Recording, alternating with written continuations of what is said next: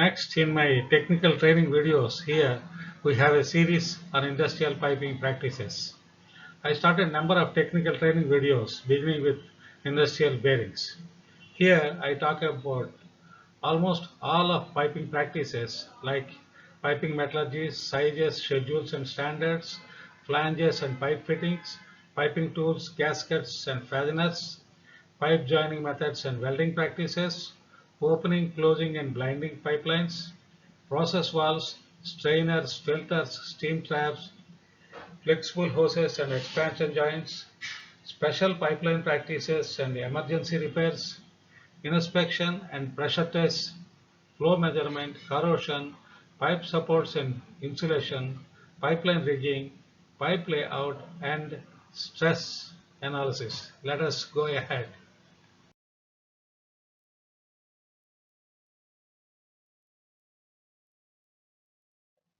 If you think all steels are iron and all pipes are mild steel, we have carbon steels, chromoly steels, low temperature steels, stainless steel, cast iron and galvanized iron, non-ferrous alloys, non-metallic piping like plastic piping, line piping, and a special metallurgy for valves and fittings. Modern process industries use varieties of pipes of different sizes, schedules, and metallurgies.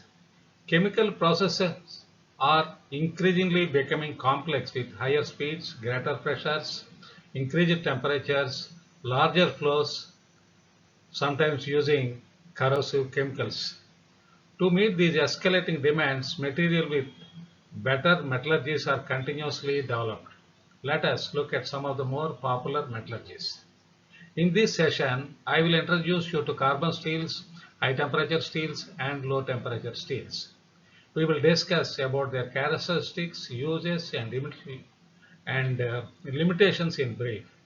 In the next video, we will learn about cast iron, galvanized iron, stainless steels, non-ferrous metals, plastic piping, line piping, and metallurgies of valves and fittings.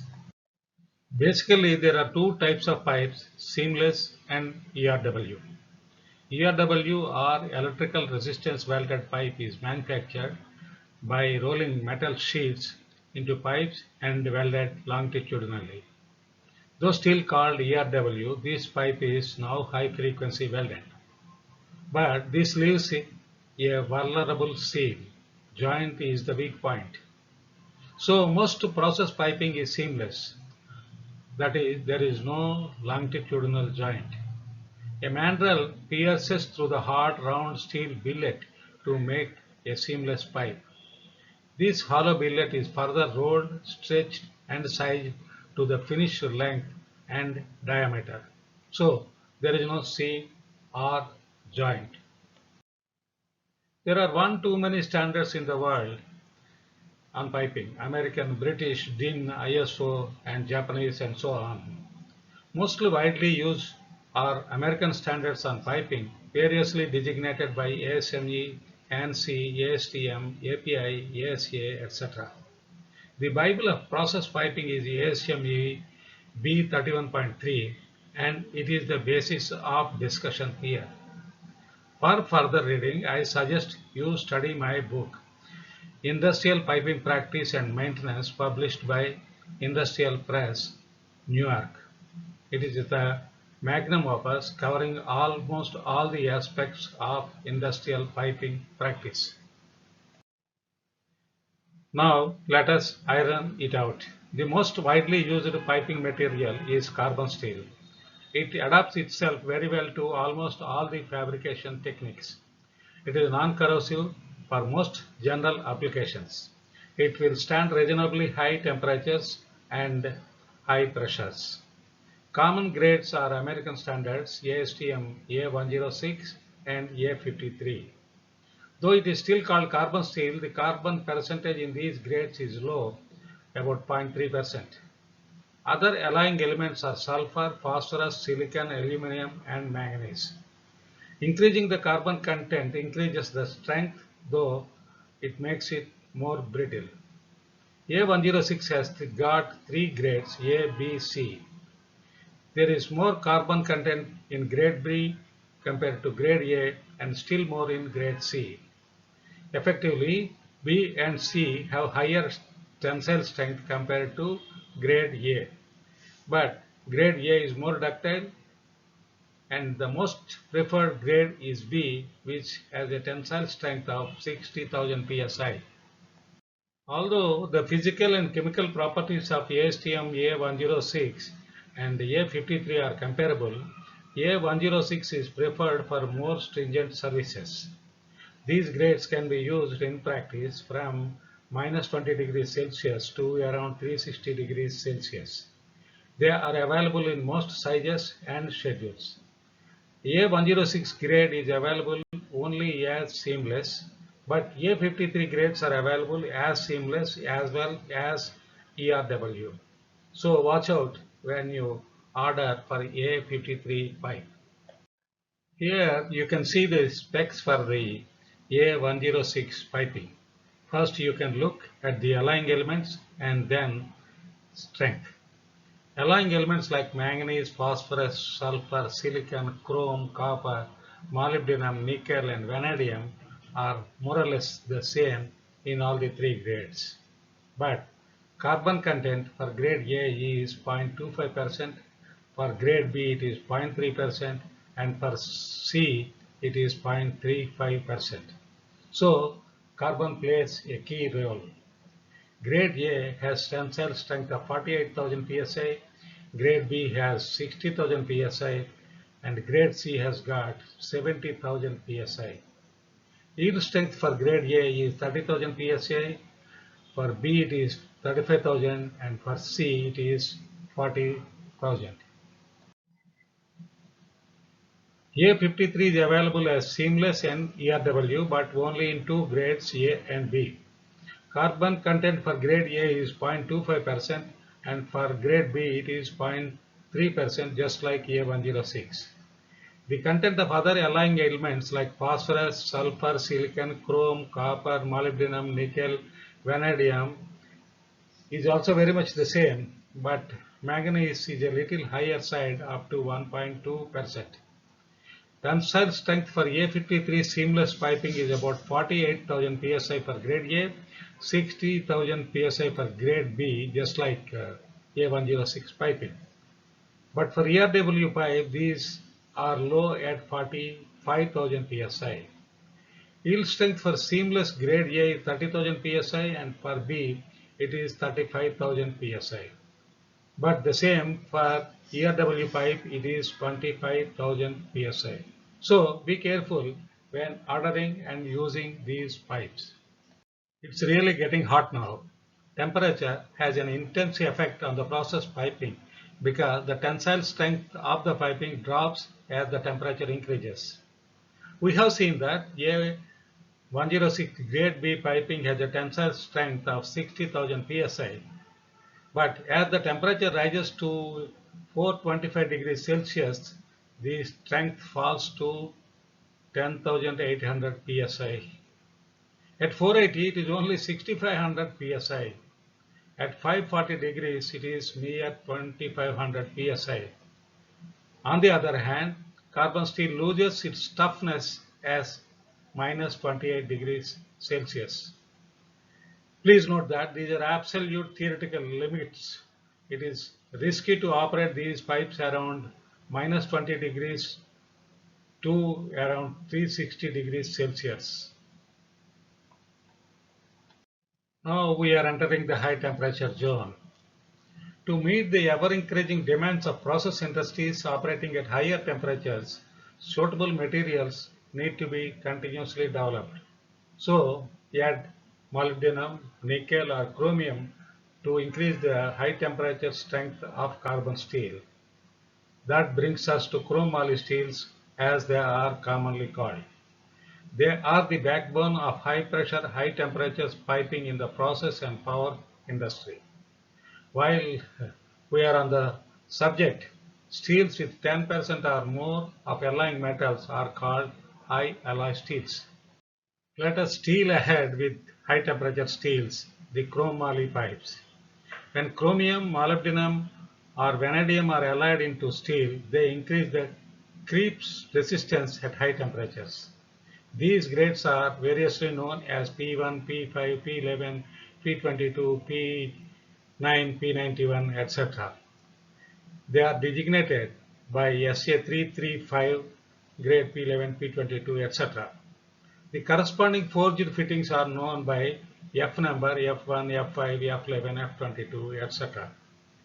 Grades P11, P22, P91 are commonly used in power industry, whereas P5, P9 are more common in the refineries. P91 is becoming increasingly more popular. P5 material is useful from minus 28 degrees C to 645 degrees C. It is widely used by petrochemical plants in reformers, hydrocrackers, etc. P9 is useful from minus 28 degrees C to 700 degrees C. P9 has better mechanical properties than 400 series stainless steels, say SS410, but exhibit equivalent corrosion resistance. It is used in power and petrochemical plants. P11 material is useful from minus 28 degrees C to 704 degrees C, while P22 piping is useful from minus 28 degrees C to 590 degrees C. It has better creep strength and stress rupture properties. These steels are widely used in power and petrochemical plants. P11 and P22 alloy steel pipes resist not only oxidation and corrosion at high temperature streams, but also perform with excellent impact toughness. P91 was developed due to increasing demands of higher temperatures beyond 600 degrees C. It is in fact modified version of P9 chromoly steel. This steel has higher creep rupture strength. Because of low carbon content, it adapts itself to fabrication techniques like hot and cold welding and welding. With P91, thinner pipes can be used compared to P22. Grade 91 is increasingly being used in combined cycle steam systems because of its greater resistance to thermal fatigue and enhanced creep strength. Let us have a look at the chemical composition and strength of chromoly steels. Carbon stays in the order of 0.15% in all these grades except for P91 material, it is maximum of 0.12%. Tensile strength is 60 ksi for these steels, but for P91 it is 85 ksi. Yield strength is 30 ksi for all, but for 91 it is 60 ksi. That makes P91 clearly the winner.